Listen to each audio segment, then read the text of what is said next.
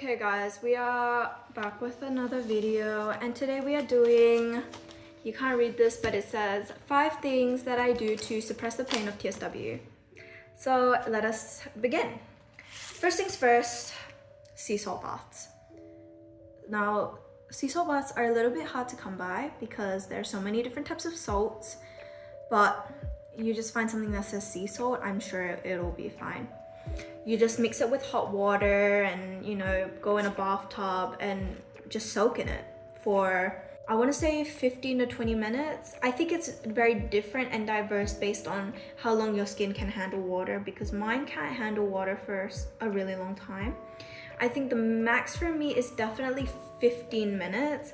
Otherwise, it just goes downhill from there, you know, and I don't see a reason why I would need to stay for so long anyways. I think once it's soaked for at least 10 minutes plus, then it really has, the salt has sunk in and, you know, you'll be fine. And sea salt baths I've been doing for almost, I think, a year now, and they're really good. That's why I can recommend them.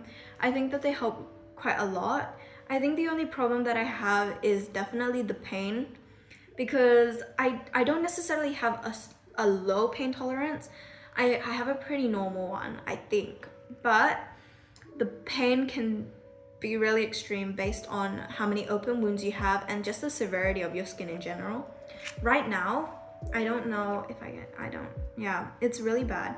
So I wouldn't do a salt bath like today. I wouldn't. It would just be way too painful. When the salt sinks into your skin, especially an open wound, that is hell. No. I would not ever do that, and I would never want somebody, I would never, like, you know, I wouldn't wish that type of pain on anybody. It's truly horrible.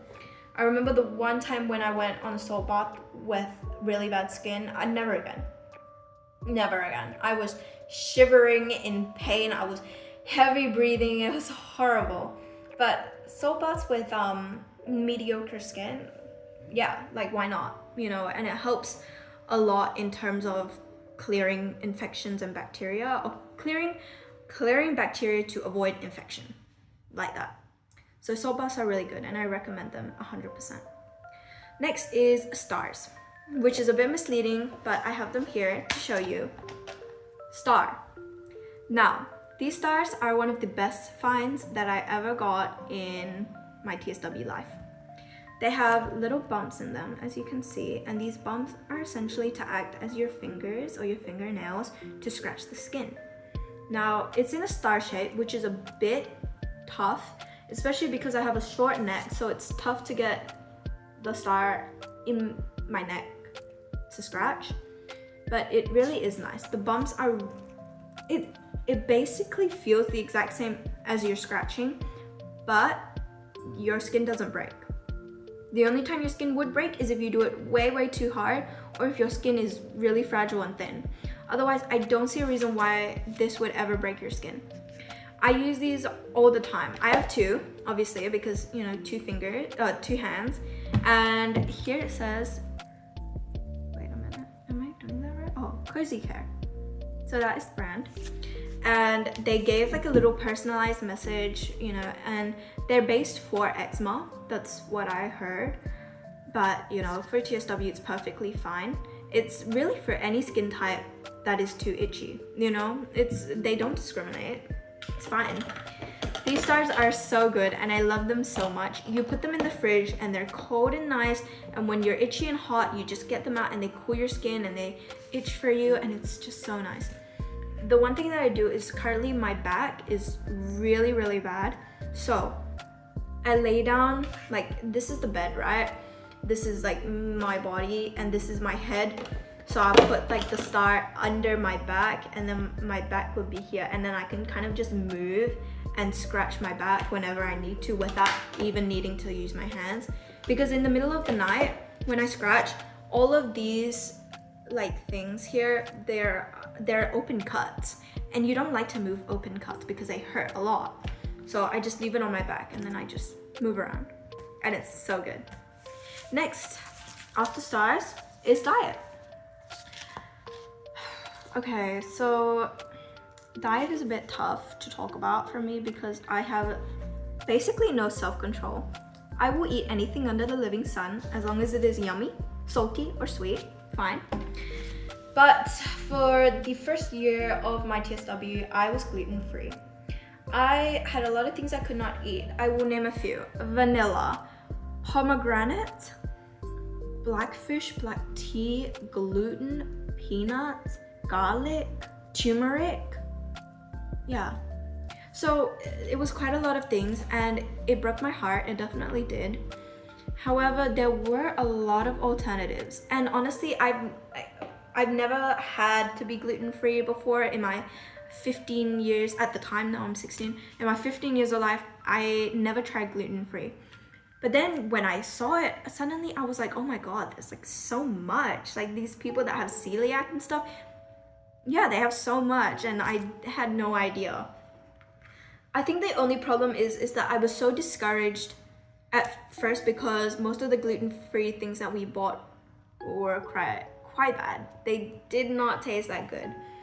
And then me and my mother, we went on the It's San Facebook group and we found all these nice alternatives that people recommended. And then we tried them and we were like, okay, this is it. We are gonna follow everything that they tell us to because they know where to find the good stuff. I think diet is also really good when you track what you eat. So I only recently started tracking what I eat because I really needed to find out what my trigger foods were. Because essentially they tell me you can't eat vanilla, you can't eat like certain things, but then I eat them and I'm fine. So clearly some of them have outgrown since when I found out, which was a year ago that I found out I can't eat these foods. Some of them I've outgrown, some of them I haven't. 3 trigger foods I have is peanut butter, Nutella, and spicy food. I'm pretty sure also just peanuts in general, but I'll have to do a little bit more of a trial on that. But diet is so important for finding out these things because diet can essentially like prevent these type of flare-ups and these just these bad days, you know. So I try to figure out what I can eat and what I can't. But I'm also, like I said, I have no self-control. I will eat whatever I want. If I feel like peanuts, I'm gonna eat peanuts, which is horrible. And I don't know why I do it, but I'm just a girl and I just need to do it. So I do. And honestly, there are those days when I'm like, okay, I probably shouldn't have done that because now I'm suffering for it. But then when I'm eating it at the time, I'm like, you know what, I'm gonna be fine. You know, I'll just deal with it later. And honestly, I'm very, it's a love-hate relationship with how I think, but whatever. I'm just recommending that, you know, tracking down diet is really, really important. Just controlling what you eat as well is really important. I only eat 2 meals a day now. I do not eat breakfast. I sleep from 5 a.m. to 2 p.m. So at like 2 p.m. to, I think 2 p.m. to 3 p.m. I'm eating lunch. And then I'll eat dinner at like 7 to 8, I think. Yeah. And then it's just the same cycle over and over because my body is seriously working overtime. So I need to be sleeping so my body can kind of rejuvenate. And the problem is that I sleep from 5 to 2 p.m. And if I calculate that, that's 9 hours of sleep to a normal person. But to me, 9 hours of sleep, I'm probably only gonna sleep for 4 of them. And that's why I have to try to sleep as long as I possibly can. Even if I'm scratching and I'm oozing and I'm bleeding like hell, I just have to stay in bed and hope that I'll fall asleep from exhaustion, essentially. So yeah. Next is exercise. Now, I'm gonna be very brief about this because there's not much to say. Exercise is amazing. You can't go wrong with exercise. A little bit of sweat is so good for the skin. I did sauna for about 2 months and then I had to stop because it got my skin too dry. But sauna was really good at the start. I think it was really, really good at the start. I think there was a lot of moments where it was kind of like, if I didn't do exercise, I would be really pissed because exercise was such a big part of my life. For the first 6 to 8 months of my TSW, every day I was on the treadmill for at least an hour or 2. I loved the treadmill because I would just endlessly scroll on TikTok as well. So I could just keep walking and walking and walking and I would never get bored. So that was one of the best things about it. I did YouTube video exercises from like influencers because I wanted to get more of a sweat on and I wanted to lose weight. And then I ended up losing like 4 kg in like 1 year, which it doesn't seem like a lot, but definitely for me it was, because I didn't really try to do anything for my diet at the time as well. So honestly, I think exercise is amazing and I 100% recommend it. Typically, I think it depends on also your stamina as well. I had pretty low stamina and then I built it up. So that's definitely something that you can try. Then last thing is hobbies. Now, I have a lot of hobbies. Most of them are pretty like on the artistic creative style. So like baking, drawing, painting, collaging, journaling, writing, all these things. I love all of these things. They're like my favorite things to do.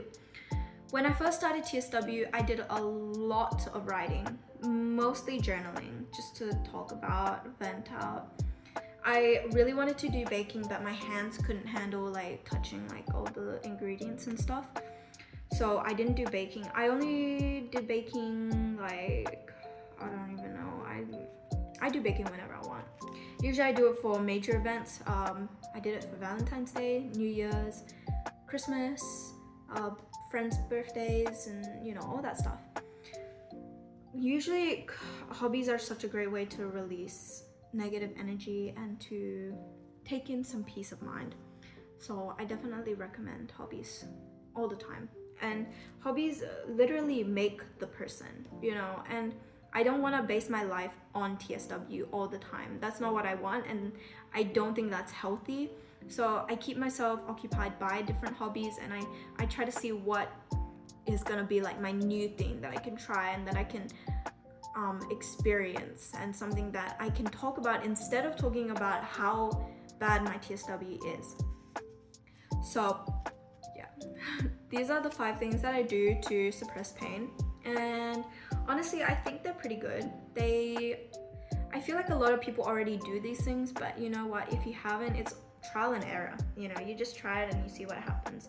It really doesn't matter if it gets worse or it gets bad. It's just about trying it and seeing if, you know, it will make somewhat of an impact in your life, and if it doesn't, then it doesn't, you know.